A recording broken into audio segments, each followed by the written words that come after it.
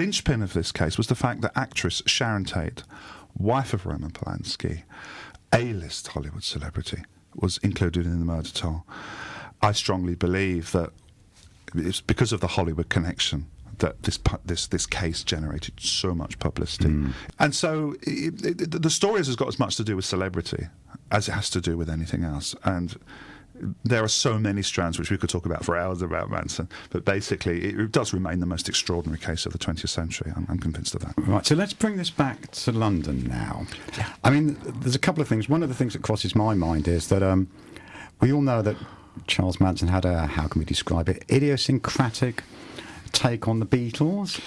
And obviously the Beatles were based in London, and Apple was there. Yeah. Charles Manson was a musician who was fascinated by the Beatles. So to a certain extent there was a dubious connection there, if you see what I mean, between London and... Interesting you say that, because through my researches I actually found that a chap called Terry Melcher, who was the son of Doris Day and who lived in the house prior to Sharon Tate, was acting as a talent scout for Apple Records in Los Angeles. So Manson was very excited by the fact that he could be allied to the Beatles' Apple record label through this guy Terry Melcher, who later abandoned Manson. So yes, there's many connections there. I mean, Manson liked the Beatles. He saw himself very much as a parallel, that a young kid coming from Kentucky, working class, pretty much a no-hoper, seeing the Beatles on television, especially in America where they were treated like gods, him himself spouting his own presumed divinity, was eager to jump on the bandwagon. And with a guy around who was doing production duties and scouting duties for Apple, this was too big an opportunity to miss. So yes, I mean, Manson was enchanted by the Beatles' White Album of 1960. A lot of people were. He drew, I mean, it's difficult to talk about, but if one can say, if one sat around a campfire smoking dope with travellers, one gets an understanding of what people talk about when they hear music, and especially during the 60s when people were indulging loads of substances. People were hearing things in the music. You know. In the book, I mentioned that people think that Manson's fascination with the Beatles' White Album was strange. There was lots of people in America who thought Paul McCartney was dead because they'd read the record sleeve that said he was wearing bare feet, and there's all that. So the time was the time. Manson thought that the Beatles were predicting an apocalypse through certain tracks on their album, the White Album, notably Blackbird and Helter Skelter. And of course, Revolution. I mean, Revolution is, in a sense, quite an overt signal. But although one investigates the lyrics, actually Lennon is turning on tin pot revolutionists. But Manson was reading all this stuff into it. He was also paralleling,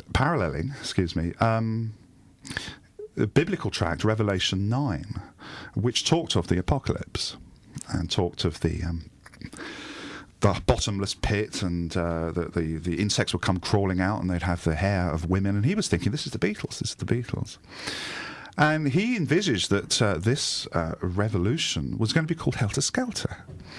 And this would occur in the summer of 1969, where Manson was also was a racist, and he had this vision that there was going to be a black uprising and it would lead to this unimaginable slaughter and horror, but the blacks, as he put it, wouldn't be able to assume the role of power, and this is where he and his family, the Manson family, would take control. So, I mean, it's completely crackers. But, as I say... It made sense at the time. Smoking dope around a campfire, sitting in Death Valley, dropping acid, listening to the Beatles' White Album. I mean, we have to reference the track here, Revolution 9. I don't know if your listeners have heard it. It's a collage of extraordinary way-out sounds. Put that into the mix. Yeah. I think if one's spaced out enough, one could probably get a handle on it. My own take on Manson's obsession with the Beatles was that his own recording dreams were sort of in a decline.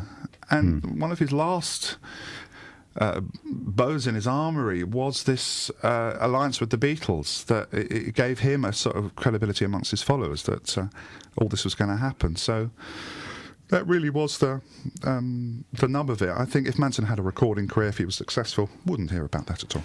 Right, let's get on to this specific connection with London, which I think might be new to a lot of people. The fact that a Manson-related murder actually took place in London. Can you enlighten us about this? I must just say, when we say murder, it's murder in inverted commas. Yeah, I mean, alleged murder. Alleged. Basically, when the Manson family, or members of the Manson family, were arrested in 1969, they found a letter. And in this letter, buried deep in this letter, which I was lucky to find, it said, "I wouldn't want what happened to Joel to happen to me."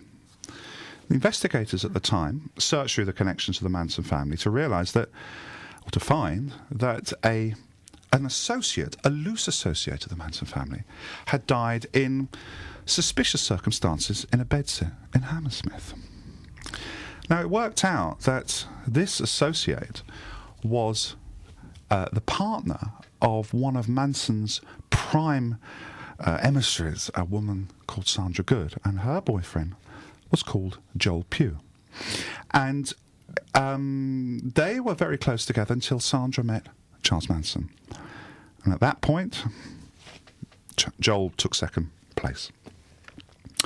Joel was like many people in America at the time, he was soul-searching, he was taking drugs, he was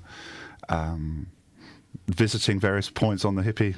He wasn't really much a hippie, but he was searching, and like a lot of people, he went on an extended trip to Europe, where he went to Marrakesh and he went to Spain, ending up in London. He suffered from depression, and through my researches, I realised he'd been quite depressed. Ending up in London, he became very, very withdrawn, and after living in this small bedsit in Hammersmith, he withdrew from his small circle of friends that he was travelling with, and then on the morning of December the 1st, 1969, the hotel manager was concerned that Joel hadn't come down for his usual morning cup of coffee, and later in the day went up, couldn't open the door, pushed it open to find Joel with his throat slashed, razor marks all over his body, blood everywhere, and a bruise on his forehead. Police were called. He was obviously declared dead, but the coroner's report, which happened a few days afterwards, felt with... they found a small amount of cannabis resin in the bedroom at the time, which in 1969, for coroners and for magistrates, they put the two together. They thought it was some sort of depression, suicide caused by drugs. Mind was unbalanced, I think the coroner's report said. And the family, sadly, were alerted this back home, and very sad. And a very sad tale of a young man who was depressed, and his soul-searching ultimately led to a dingy bedsit in Hammersmith. Having said that, when the investigations begun into prosecuting the Manson family, this letter, which said, "I wouldn't want to happen to me what happened to Joel," alarm bells started ringing. And basically they checked that Joel had died in these circumstances, checked obviously his connection with the Manson family. A few detectives, and it must be it's interesting to point out that in the UK, police were, as far as they were concerned, the coroner's report said it was suicide. That was the end of the story.